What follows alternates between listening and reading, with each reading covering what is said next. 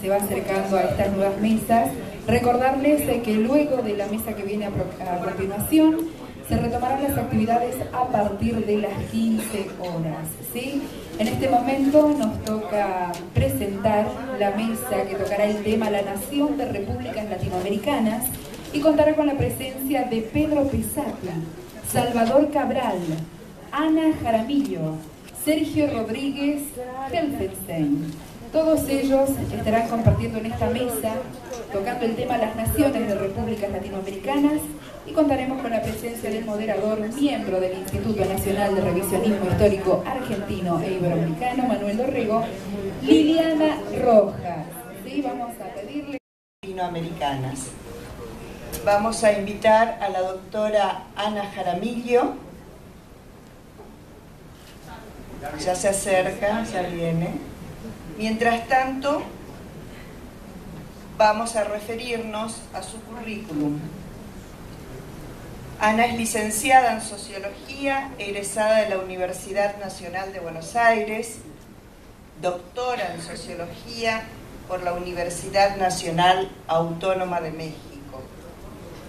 Actualmente es la rectora de la Universidad Nacional de Lanús. Trabajó en periodismo, en la revista Estrategia, en el diario La Voz, y entre sus publicaciones se acerca Ana, Enigmático Suicidio, Huella y Melancolía, Las Islas Malvinas y la Unión Latinoamericana. Fue consultora de la Organización Internacional del Trabajo en México y Perú, miembro del Comité Académico de la Universidad para la Paz de la Asamblea General de las Naciones Unidas y miembro de la Academia Nacional del Tango. Que estoy un poquito apresurada, pero no importa. Yo quisiera hablar de lo que significa y el papel que juega la formación, la educación en América Latina para finalmente construir esta patria grande que queremos. Ustedes saben, tengo aquí desde el Manifiesto Jordanista, la Carta de Jamaica, a nuestro José Hernández, ¿no? A principios del siglo XIX, que está pidiendo y están exigiendo y están peleando por la unidad de nuestra América Latina. Pero bueno, nosotros sabemos que la educación, la formación implica realmente crear voluntades, como decía Simón Rodríguez, el tutor de Simón Bolívar. Crear voluntades en nuestros jóvenes para que puedan realmente sacarse y descolonizar sus mentes, sus cabezas. Y también en nuestros países, estábamos hablando de ciertos premios que hemos dado en la Universidad de Lanús, como el honoris causa a Pepe Mujica, el honoris causa a Evo Morales, el honoris causa a Lula, porque son trayectorias de vida, ¿no? Algunos, por supuesto, como por ser miembro de Dorrego, nos insultan permanentemente. Recién estábamos con Anguita, que parece que también le insultaron en el subte, pero es nuestra convicción. Decía Ortega y Gasset que ideas tenemos, pero en las creencias estamos. Son ideas que somos, ante lo cual las creencias a su vez son preintelectuales, dicen, ¿no? Y para hacer esta reforma universitaria que queremos hacer, que no es la del 18, es otra, es una universidad que sirve al pueblo y al país, y particularmente ahora el proyecto nacional que implica reconstruir lo que alguna vez se fragmentó, que es nuestra América. Necesitamos educar de otra manera, y no basta con desearla, decía Ortega, hay que quererla de verdad. Entonces esto que también decía otro filósofo, que de qué sirve pensar sin voluntad y pasión, y sin pasión. Bueno, yo siempre digo, ahora en el Congreso de Filosofía dije, yo creo que no sirve para nada, pero bueno, para empezar, la Universidad de Lanús no existiría si no tuviéramos la voluntad de hacer una universidad que tenga otro signo, que sea una universidad que se oriente a los problemas nacionales, que sea una universidad republicana, y los echaron a patadas. Y después se autocriticaron, porque lo que no podemos hacer es trasladar las distintas revoluciones o transformaciones o categorías o ideas de un lugar al otro, no importa la época, no importa el lugar. Y entonces si no tenemos eso, evidentemente no tenemos, o sea, que hacer una universidad acá, por ejemplo, que me tocó el privilegio de construir una universidad no solo ediliciamente, sino también institucionalmente, con qué perspectiva vamos a estudiar, vamos a enseñar a nuestros jóvenes, no es para cualquier lugar. Cuando criticaron a la presidenta por el tema de Harvard, dije, no entendieron nada. O sea, si la presidenta creyera eso, no estaría creando 9 universidades más en el conurbano bonaerense. No existe la universidad, existen distintas universidades con distintas misiones y con distintas perspectivas que sirvan al país y al pueblo. Entonces no existe una categoría, un ranking de universidades que Harvard es mejor que La Matanza o que la... Harvard no nos sirve al conurbano bonaerense y seguramente la no le sirve a Harvard, a Boston, donde está. Entonces tampoco vamos a enseñar justamente a especular financieramente, a dominar a otros pueblos y todo lo que se enseña en Harvard en el conurbano. En el conurbano hacemos todo lo contrario, tratamos de incluir más gente, de ampliar los derechos, de dar acceso a todos los jóvenes que nunca tuvieron en su lugar educación superior universitaria. Creo que eso es lo más importante que tenemos que hacer para esto que decía Simón Rodríguez también, el tutor de Bolívar, el que copia se equivoca, muchachos. El que copia se equivoca. Nosotros tenemos que crear nuestras propias modelos participativos, democráticos, ampliando derechos, etcétera, acá.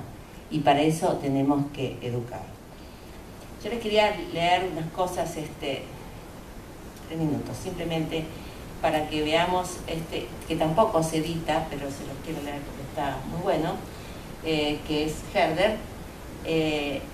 Herder y Vico son los iniciadores, en todo caso, del historicismo, los que cuestionan el racionalismo, donde cuestionan de que la vida pase solamente por el racionalismo, como por ejemplo Descartes, que dice pienso, luego existo. Bueno, no, es al revés, o sea, existo y luego pienso, y desde dónde existo pienso. Lo que pasa es que acá se siguen tratando de trasladar categorías. Aquí vino en el 49, en el Congreso Nacional de Filosofía, Benedetto Croce y José Vasconcelos, el que fue rector de la UNAM y que creía en la raza cósmica, o sea, era latinoamericanista. Y decía que la verdad era la armonía justamente entre el pensamiento y la realidad. Esa era la verdad. Y Vico era el que decía verum ipsum factum, o sea, más o menos como nuestro Perón, que decía lo verdad es, ¿no?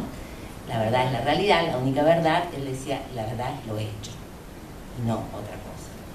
Y entonces les quería solamente leer una frase de Herder, ya sé que primero me tengo que ir, además me están combinando, que dice, yo sé tanto como tú que todo cuadro general, todo concepto general es solo una abstracción. Se agotaron todos los lugares comunes sobre lo justo y el bien, las máximas de filantropía y de sabiduría, las perspectivas de todas las épocas y de todos los pueblos. Para todas las épocas y los pueblos, y por lo mismo, desgraciadamente no para el pueblo que debía adoptar ese código como si fuera su traje. Bueno, yo creo que el historicismo herderiano, que era muy antieuropeísta en ese sentido, y ya que estamos en la comunidad de naciones de las repúblicas de América Latina, sigue él diciendo, nos permitiremos una sola cosa, utilizar 3 continentes como esclavos. Estamos hablando de Herder, desde Alemania. En la misma casa de estudios. Sus últimos libros, Se ha prendido la hierba en todo el continente, Relatos de nuestra América, y El tiempo de los intentos, de la crisis mundial a la CELAC. Durante estos últimos años, ha enfocado su análisis y estudio a los problemas de América Latina y el Caribe, en particular sus relaciones internacionales, tema de los cuales ha dado conferencias en diferentes países. Es investigador del Centro de Estudios Sociales y Políticos de América Latina de la Universidad de los Andes en Mérida, Venezuela. Bienvenido nuevamente, Sergio, a esta mesa.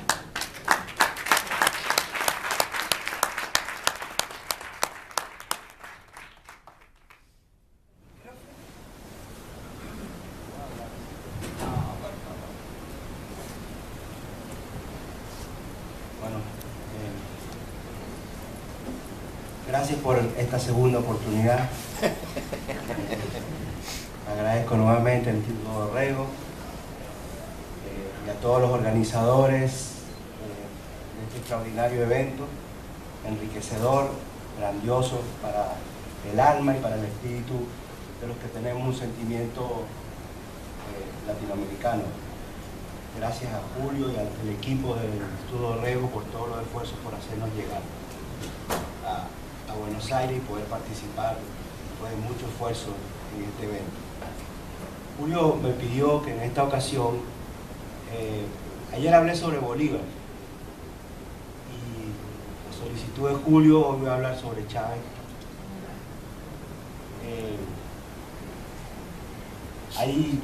Habría mucho que hablar sobre Chávez, pero en tanto mi acercamiento hacia él fue desde la perspectiva de las relaciones internacionales. Yo fui su director de Relaciones Internacionales en la presidencia, y de lo que significó ese momento, esas horas y esos momentos posteriores al fallecimiento del presidente, de lo que significó el funeral del presidente, surgieron estas líneas. Mi pluma se detuvo con su respiración. Los dedos no atinaban a golpear las teclas. Las palabras no brotaban. El tiempo parecía suspendido en su infinito. No por esperar la noticia fue menos duro el mazazo que golpeó lo más entrañable del sentimiento y nos hizo sentir el dolor como solo los revolucionarios sabemos sentirlo. El estupor dio paso a la conciencia, al intento de atisbar una explicación, a tratar de imaginar el futuro en su ausencia, y de verdad resulta difícil, muy difícil. Del sentimiento humano del hermano que no estará, al vacío político que deja y del dolor por su alejamiento a la deformación profesional de pensar las relaciones internacionales y la política exterior desde la distancia que ha tomado para que sean otros los que la ejecuten, me he visto combinado a expresar mi sentimiento acerca de Hugo Chávez, un hombre de la nación latinoamericana. Profesor en Letras, docente de la Universidad Nacional del Comahue. Autor del libro Diario de la Gesta, Combate del 7 de marzo de 1827. Autor de los estudios preliminares de los libros Diarios de Navegación, Expediciones por las costas y ríos patagónicos 1780-1783, de Antonio Viedma y Basilio Villarino. Responsable de la sección La Página de Mirar del diario Noticias de la Costa de Viedma, entre el 2003 y 2007. Autor de numerosos artículos sobre la historia patagónica y de las ciudades de Viedma y Carmen de Patagones. Actualmente, presidente del bloque de legisladores del Frente para la Victoria. Bienvenido.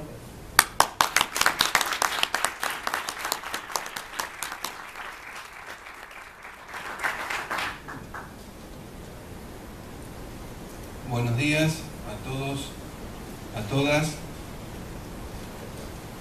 Yo voy a abordar un hecho que está muy vinculado al lugar de donde vengo, donde he nacido, que es la ciudad de Viedma, y que está relacionado, o de algún modo este hecho sintetiza aspectos que hacen y que explican de qué manera se fue construyendo nuestra nación. Y tal vez uno de los principales valores que tiene este hecho que voy a narrar, a referir, el combate del 7 de marzo de 1827, que se libró allí a orillas del Río Negro, Patagones y Viedma, resume, sintetiza, es como un punto de resumen de la manera en que se fue gestando nuestra nación y la patria. También antes quiero hacer una reflexión que justamente ayer se la refería al compañero Luis Launay, en la oportunidad de estar acompañándolo a él y a los compañeros del Dorrego en el homenaje que se le tributó a Chacho Peñalosa en el Salón de los Pasos Perdidos en el Congreso de la Nación. Y bueno, pensaba yo que a las provincias fundadoras habría que agregarle también el nombre de las ciudades fundadoras, que sin pertenecer a esas provincias fundadoras también contribuyeron a la lucha por la independencia de la patria, y entre esas ciudades fundadoras está sin duda la más antigua de la Patagonia, que es aquella donde yo he nacido, que es la ciudad de Viedma, que junto con Patagonia, que son ciudades gemelas y hermanas, contribuyeron a esa etapa de construcción de nuestra soberanía sobre el extenso sur, y en función de ello dejo esta inquietud que ayer teníamos de pensar si no es necesario inventariar las ciudades fundadoras de la patria que no pertenecen a esas provincias que son las que reconocemos históricamente como las que fundaron nuestra nación. Bueno, este hecho importantísimo para nosotros, pero importantísimo, creo yo, para la historia argentina, que llamativamente ha sido muy silenciado. No viene al caso tal vez preguntarse por qué. Posiblemente puede haber respuestas que ustedes mismos pueden estar en este momento imaginando, pero es un hecho escasamente conocido. Magíster en Educación, doctor en Ciencia Política, docente por vocación durante muchos años en la Universidad Nacional de Misiones. Ha dictado conferencias en distintos países de América Latina, México, Bolivia, Paraguay, Brasil, Perú, como así también distintas cátedras en capitales de provincias argentinas. Es el presidente honorario del Consejo Académico del Instituto de Estudios Superiores Hernando Arias de Saavedra. Senador nacional y parlamentario del Mercosur. Miembro del Instituto Nacional Manuel Dorrego. Entre sus libros publicados, La época de Felipe Varela, El revisionismo histórico socialista en colaboración, La desesperación nacional de Lugones, Artigas como caudillo argentino, Artigas y la patria grande. Bueno, muchas gracias. En primer lugar, por la presentación, y en segundo lugar, al Instituto Dorrego, especialmente a Víctor Ramos y a Julio Fernández, amigos de toda la vida. Así que voy a tratar de ser sintético, y más que una transmisión de datos, voy a tratar de hacer el planteo de un problema.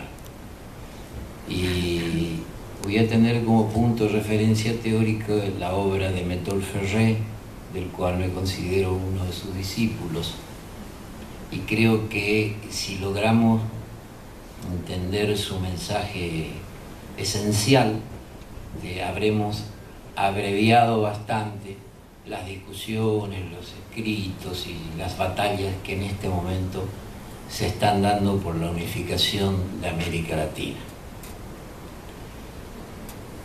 Nos plantea don Méthode que América Latina tuvo 3 momentos de ebulliciones en su historia.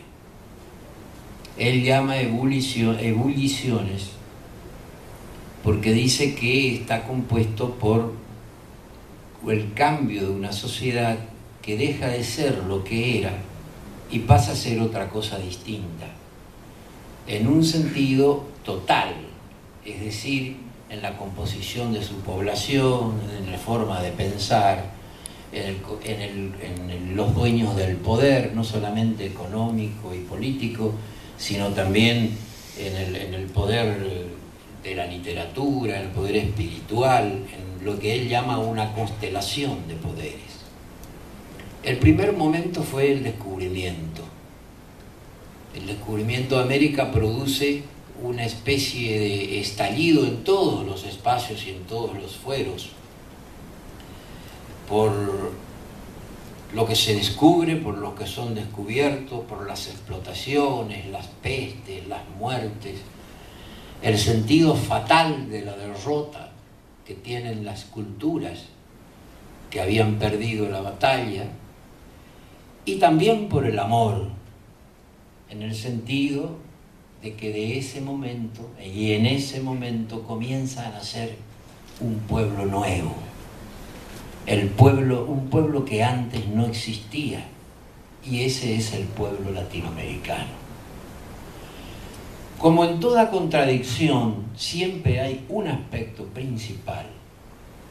Este es el aspecto principal de esa contradicción. El pueblo nuevo que nace, porque es el que le da futuro a la entidad nueva que en ese momento se forma. Es el que le da posibilidad de vida. Y de ahí en adelante aparece paulatinamente, conformándose con los siglos, el pueblo latinoamericano. ¿Ya has pensado eso? Y en Portugal hay un sentimiento antiespañol espantoso, que no se sabe a qué se debe, pero formamos parte desde el primer momento de una cultura. El portugués no es un idioma distinto, es el gallego separado, y que tiene la misma raíz, y es una cuestión fonética diferente, pero hablando lentamente uno se da cuenta que lo que el otro está diciendo. Cada uno puede hablar en su propio idioma y uno se da cuenta ¿por qué? Por la raíz, la historia y las cosas comunes que hemos tenido y tenemos. La segunda ebullición es la independencia. Ahí vuelven a cambiar los mapas. La geografía se mueve nuevamente y lo que era una gran América hispánica se transforma en un montón de repúblicas chiquititas que no sabemos qué destino pueden tener. El más lúcido de los tres grandes libertadores de esta época, de San Martín, Artigas y Bolívar, fue para mí el tercero. De todas las cosas que marcó y que acá se habló tanto de la Carta de Jamaica, hay una parte que es impresionante porque dice: nosotros nos vamos a dividir, y nos vamos a dividir y vamos a llegar a ser 17 repúblicas. Se quedó corto. Y nos vamos a dividir porque carecemos de poderes intrínsecos. América no tiene poderes intrínsecos. Va a ganar la guerra porque no puede ser que un imperio en decadencia, sin ejército, sin tesoro, sin economía, con deudas internacionales, pueda volver a conquistar, como fue, a reconquistar sus tierras. Pero nosotros vamos a ser destruidos y nos vamos a dividir. Antes de morir dijo: hemos perdido todo menos la independencia. Pero se olvidó de decir que perdíamos también las bases materiales de la independencia al perder la unidad. El tercer momento de ebullición es el Mercosur. Y el Mercosur tiene, por supuesto, antecedentes importantes, de muchos, de los cuales yo quisiera citar tres. El primero es que la caída de la Unión Soviética produce una conmoción importante en el pensamiento del mundo. Y Huntington, el pensador norteamericano, conservador, pero muy inteligente, plantea que a partir de ahora el mundo tiene que ser visto desde dos alternativas.